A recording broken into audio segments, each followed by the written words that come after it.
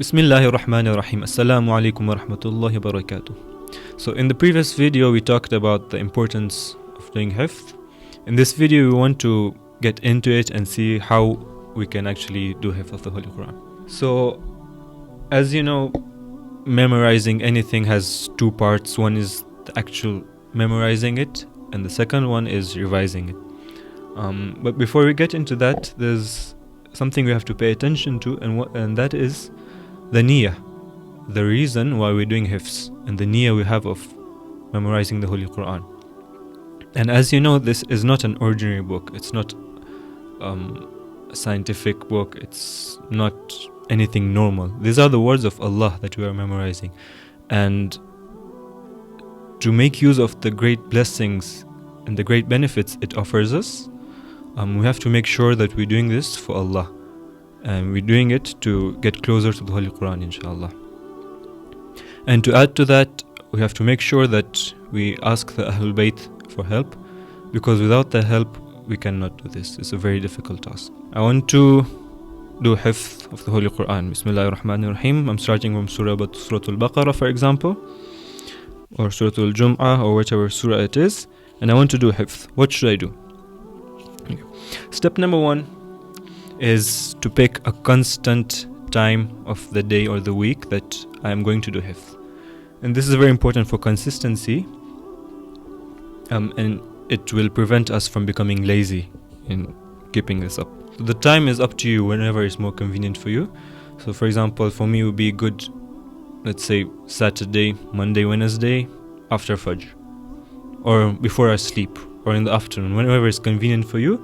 The important thing is that it should be a constant time of the day and the week. Okay, so I've picked a time. I want to act upon it, inshallah. I want to do hifth. What should I do? Again, the method of doing hifth is up to you. However you like to do it, however is comfortable for you. The common method is you start the verse and you repeat it until you know it by heart, or the phrase. So, for example, Surah Al-Baqarah would be Bismillahir Rahmanir Rahim, Alif Lam Mim. Okay, Baqarah starts with Alif Lam Mim. Next verse, ذَلِكَ الْكِتَابُ لَا رَيْبَ فِيهِ. ذَلِكَ الْكِتَابُ لَا رَيْبَ فِيهِ. I repeat this until I know it by heart. And then you repeat it, you recite it with the previous phrase to connect the two. So, Bismillahir Rahmanir Rahim, Alif Lam Mim, ذَلِكَ الْكِتَابُ لَا رَيْبَ فِيهِ. I repeat this a few times until I know I've got it. Then I move on to the next phrase. هُدًى لِلْمُتَّقِينَ. هُدًى لِلْمُتَّقِينَ. Then I repeat the whole thing to connect it all together. And you continue this until you've finished that part that you wanted to do hifth. And again, the amount that you want to do hifth is, it's up to you.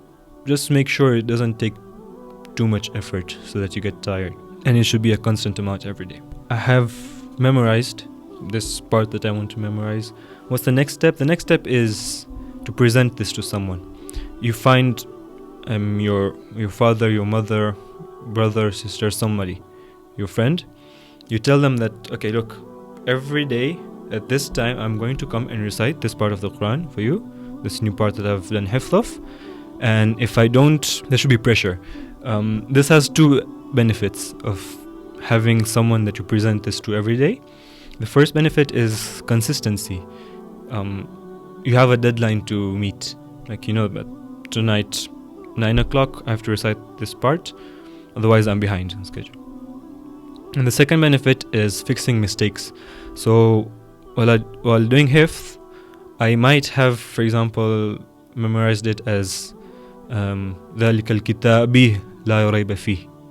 Okay? Or missed a word, or missed the whole ayah, or something like that. That might have happened. So, I'm not going to realize it by my own. If I'm reciting for someone, they could tell me that you've made this mistake, and I can fix it right there and then. And in one happened that after a few years you're reciting this, and then suddenly you realize that, oh, there was something here. I was reciting Surah Al-Fath in Mahi Ramadan, and I was reciting from the Qur'an. I was reciting, I reached an ayah, and I recited it, and I was like, wait, this is new.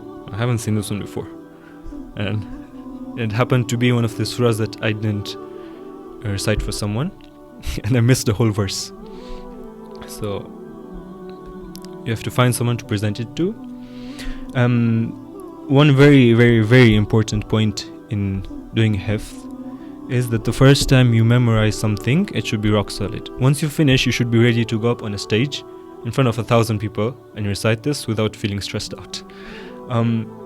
Why is this so important? The importance is because later on, how much ever you revise, it's very difficult to fix a bad hifz, a bad initial memorization. So again, to give an example from my own journey, there are patches that I did hifz really well. I spent time on it, I revised it well, I presented it well. There are also places that I rushed through them. And just now I can feel the difference. Just now it's been 5 years, 6 years, and I've been constantly revising. I can still feel the difference between the two places. For example, the last 10 juz, I kind of rushed through them. And still when I recite them, I feel weak. I feel like I'm not sure that I'm reciting correctly. So the first time you do hifz, you should make sure that it is solid, you are completely sure of it, and that will help later on in the revision. And with that, we'll end this video of how to memorize. Next video will be on the revision of the hifz and a few tips, inshallah. Wassalamu alaikum wa rahmatullahi wa barakatuh.